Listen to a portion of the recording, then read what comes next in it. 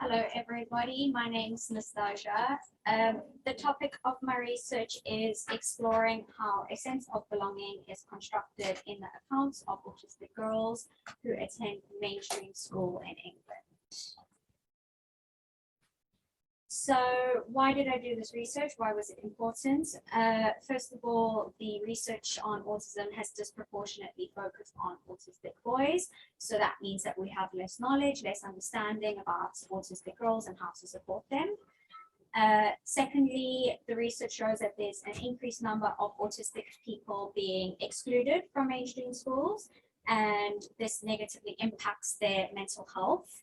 So by exploring the factors that help facilitate a sense of belonging or act as a barrier to sense of belonging, it was hoped to understand a bit more about how we can keep them in mainstream schools. Thirdly, belonging is linked with well-being. So when people feel a sense of belonging, positive psychological outcomes can be reached. And finally, research on autism has traditionally been done on autistic young people rather than with autistic young people. So a really big aim of my research was to include the participants in the research process, although I didn't do it as Jasper described using full participatory methodology. They were involved in different ways. So I had two main research questions. So the first one was really understanding how did autistic girls define, construct, make sense of feeling a sense of belonging at school. So really exploring their constructs. And secondly, looking at the facilitators and barriers of feeling a sense of belonging and the impact on their well-being. So how did I include the autistic community in the research? So before I sort of describe how I did that, Arnstein uses something called the ladder of participation, which helps us understand the different levels of participation that participants can have in the research. So it can start at no participation at all, where the researchers are in full control, to some participation. So participants might participate through consultation, for example, and the highest level of participation would be through full co-production of the research with the researchers. So for example, coming up with the research questions together or conducting interviews together, etc. So for my research, the participants were involved through consultation, so it was the middle level of participation.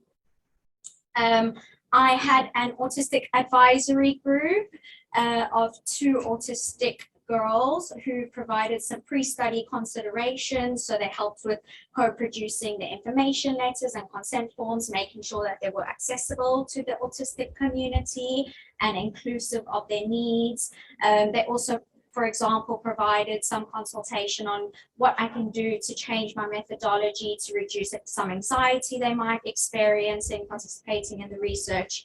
And the advisory group also provided consultation on data analysis. So once I had sort of done my initial codes and themes using thematic analysis, we met on 2 occasions and they provide some consultation on that.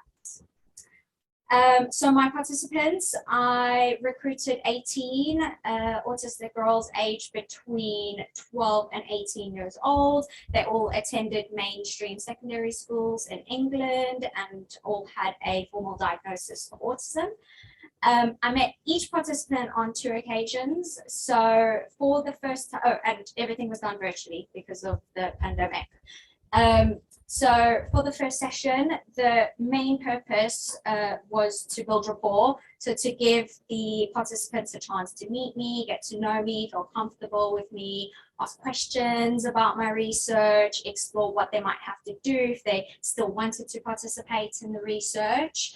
And each participant had 2 weeks from the first time we met to the second time to go through the interview questions. So I sent them the interview questions before the actual interview, which is something the advisory group advised me to do so that they could have time to read the questions, become familiar with the questions, and maybe think a little bit about what they felt comfortable sharing with me. And they also had 2 weeks to do a creative activity that I asked the participants to do, which I think on the next slide. Yeah, so this is how I presented the creative activity. I said, I will ask you to choose if you want to do an activity, this activity will be about parts of school that make you feel like you belong and parts of school that maybe don't make you feel like you belong. And I gave them examples of what they could do. So it was really, they had full agency in choosing if they wanted to do the activity at all, and how they wanted to do it.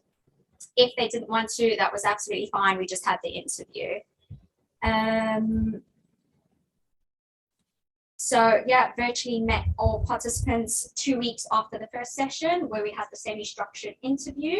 And if they did the creative task, they shared that with me. And for each participant that did do the task, I used something called the showed protocol to sort of co-construct the meaning of the activity. So the purpose of the activity was to draw out their constructs of belonging, what that means to them. And then I used these standard questions for all of the participants that did do that to sort of co-produce that understanding and that knowledge of the task. And that was really important in making sure that I could use that data for my thematic analysis. So that's why I used the standard questions. The participants were included. So once I'd done my data analysis, I sent out a transcript to each participant, as well as emerging codes and themes. And the research showed, so this is something that's fairly new that's been included in the research, but research does show that this helps participants make sense of their experiences. It may help them develop an appreciation for the research process. It can be cathartic for some, and it also ensures that I have accurately understood their experiences. So what did I find? The first theme is autistic girls want to be seen and heard. So all the participants, all 18 participants, defined belonging as getting this external validation from people at school. So as Ava says, feeling appreciated for who I am, feeling wanted in school. One of my other participants said to me, validation can even come in the form of just noticing things about me. So if I'm missing at school, just coming up to me the next day, checking in, how are you? I noticed you were missing, for example. So really noticing what's happening in their life. Another form of validation is actually, so having people listen to your views and listening to your perspectives. And as Angel says, which I think is the really important next step of listening, is doing something about what is heard. So not just providing opportunities to hear their voices or experiences, but actually acting on what you hear. The second sub-theme is participating in the school community. So the girls really wanted to be involved, they really wanted to participate, they really wanted to contribute, whether that is part of the daily school routines or extracurricular activities, they want to be involved. Normalizing neurodiversity. So belonging is really, they define belonging as attending a school that's neurodiversity informed, which, as Zena says, is about placing autistic people's stories at the center of what schools do. And I think that's really key what Zoe says there, so that we can raise awareness on how I think at school and not just what you think I think at school. So really focusing on their experiences rather than how we make sense of their experiences. And then finally, dropping the mask. So a lot of the girls spoke about how true belonging is when I can attend a mainstream school and not have to hide parts of myself, so that to truly show you who I am. Joys and pains of mutuality. So in line with the literature, relationships, whether it's relationships with peers or teachers, facilitates a sense of belonging. But on the flip side of that, a lot of the girls painfully described how they felt alone. They didn't feel like they had those relationships that they so badly yearned for. This is a poem from Angel, which I'm going to read out because it really nicely depicts her experiences. She called it Outsider. A red sign plastered on my face that everyone else can read but me. Ignore her, make fun of her, exclude her, leave her be.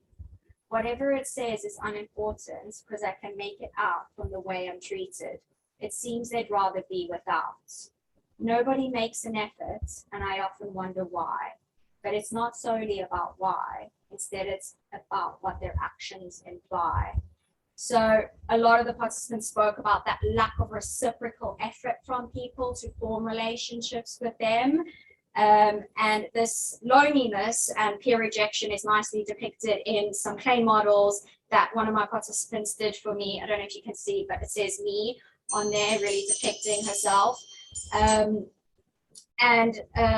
Yeah, I'm going to skip over that. Really quickly, although some of the girls defined belonging as attending a school where they didn't have to hide themselves, they didn't have to mask, a lot of my participants said that they don't have a choice, that actually the only way to survive in mainstream school is to mask, is to hide parts of themselves. And that really made me think of our role as EPs. What can we do to support those girls that feel like they don't have a choice, like they have to mask to get through it? Marginalization links with invalidation. So this theme is about stigma and attitudes in schools. The girls spoke about how they felt the teachers had really internalized stigmas around autism and how this impacted how they perceived the girls and how they made sense of the girls. And that's linked with inappropriate school practices. So some of the participants shared how although schools provide these strategies and these interventions like timeout cards or quiet spaces in the school to access, they found that those were highly inappropriate for them, because rather than that being based on what the girls actually need or what they think would help them, it was rather based on what the teachers thought would help the girls. So again, really, really important to seek their views and perspectives on what helps. Sensory fatigue came out as another barrier to belonging, so them feeling really trapped in the sensory environment in mainstream schools. Whether it's school uniform, transitions, lots of that came up in the interviews, and they spoke about how this leads to complete shutdown, which is depicted in Jade's drawing, where she says she has to completely remove herself from the learning, from the social environment, because she just cannot handle it. It's a complete emotional shutdown. Key recommendations, so these are from my participants themselves. First of all, pay more attention to what I'm trying to say, just listen to me. So really important about seeking their perspectives and taking actions. Secondly, never assume anything about me. So the girls felt really misunderstood from stigmas and assumptions in school, and this impacts the staff's attitude and really marginalizes them, it really others them. So having a reduction in stigmatized conceptions around autism. If you want to know about people's experiences, learn about it, as Candace says. So feeling a sense of belonging really means attending a school that appreciates neurodiversity and raises awareness about autism. Finally, Jade, focus less on the fact that I have special needs and more on how I am a part of the school community.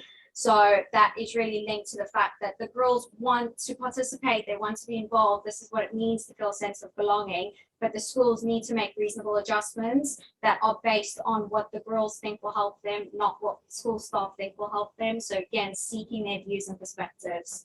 I know I'm way over time, but really quickly, implications for educational psychologists. So practically, what can we do based on what the girls are saying? So gaining their views, gaining their perspectives. There's really, really nice research on how we can be doing this.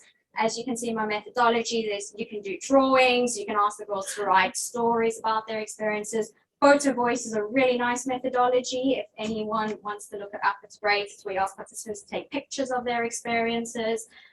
Vivian did a really nice piece of research on graffiti wall, which is another technique that you can use to gain, I think it was with pupils with learning difficulties, gaining their views. And us bringing their voices into consultations, into annual reviews, into those important meetings.